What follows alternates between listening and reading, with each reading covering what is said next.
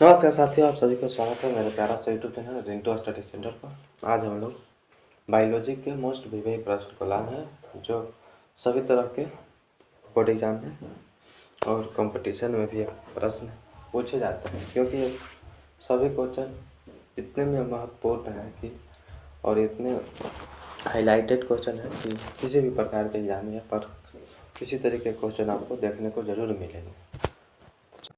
अगर आप चैनल पर नए हैं तो चैनल को सब्सक्राइब कर लीजिए और इसी तरह के वीडियो से आपको हम इस चैनल पर प्रोवाइड करते रहेंगे। तो फर्स्ट नंबर क्वेश्चन पे चलते हैं। फर्स्ट नंबर क्वेश्चन बोलता है कि कोशिका का पावर हाउस किसे कहता है? कोशिका का पावर हाउस किसे कहा जाता है?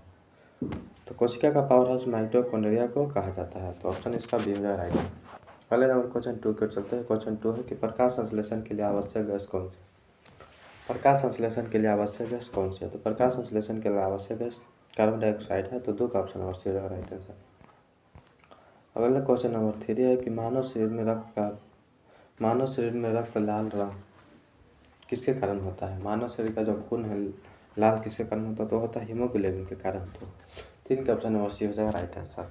इसी तरीके से अगले नंबर क्वेश्चन 4 है। क्वेश्चन 4 है कि पौधे में जल का परिवहन किसके द्वारा होता है? पौधे में जल का परिवहन किसके द्वारा होता है? तो पौधे में जल का परिवहन जाइलम के द्वारा होता है। तो 4 का ऑप्शन अवश्य हो जाएगा इसी तरीके से राइट आंसर। अगला नंबर क्वेश्चन 5 बोलता है कि डीएनए का पूरा नाम क्या है? डीएनए का पूरा नाम क्या है? तो डीएनए का पूरा नाम डीऑक्सी राइबो एसिड होता है।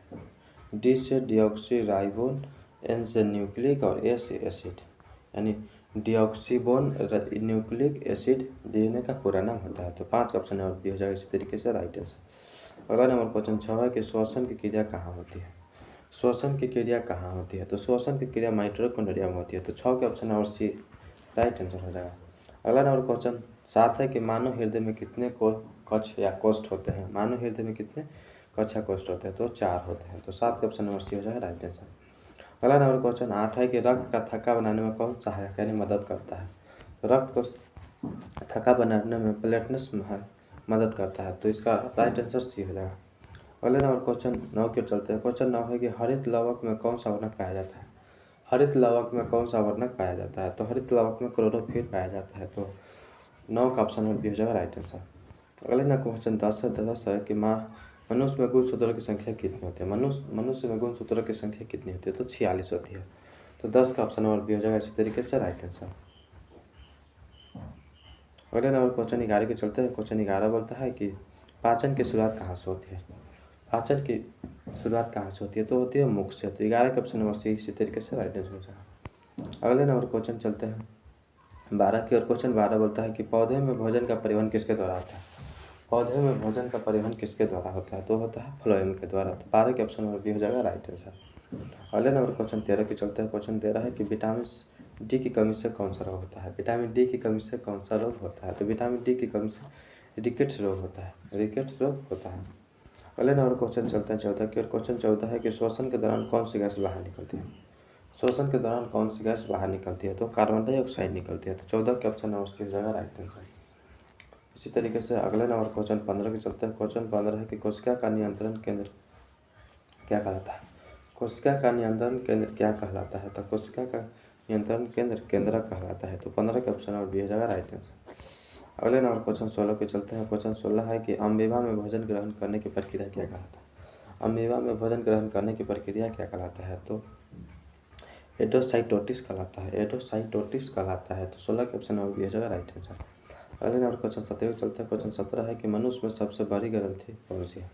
मनुष्य में सबसे बड़ी ग्रंथि कौन सी है? तो मनुष्य में सबसे बड़ी ग्रंथि यकृत है। तो 17 का ऑप्शन नंबर सी हो जाएगा इसी तरीके से राइट आंसर। अगले नंबर क्वेश्चन 18 है कि पौधे में गैसों का आदान प्रदान कहाँ से होता है? पौधों में गैसों का आदान प्रदान कहाँ से होता है? तो होता है रंध्र से। तो इसका राइट आंसर ऑप्शन बी हो जाएगा। इसी तरीके से अगले नंबर क्वेश्चन चलते हैं 19 की और। क्वेश्चन 19 बोलता है कि मानव शरीर में रक्त को शुद्ध कौन करता है? मानव शरीर में रक्त को शुद्ध कौन करता है? तो विकृत करता है। तो 19 का ऑप्शन नंबर डी हो जाएगा राइट आंसर। अगले नंबर क्वेश्चन 20 को चलता है। क्वेश्चन 20 है कि कोशिका सिद्धांत किसने दिया? कोशिका सिद्धांत किसने दिया? तो कोशिका सिद्धांत सलाइटन और श्वासन ने दिया था। सलाइटन और श्वासन ने दिया था। तो 20 का ऑप्शन नंबर बी हो जाएगा राइट आंसर।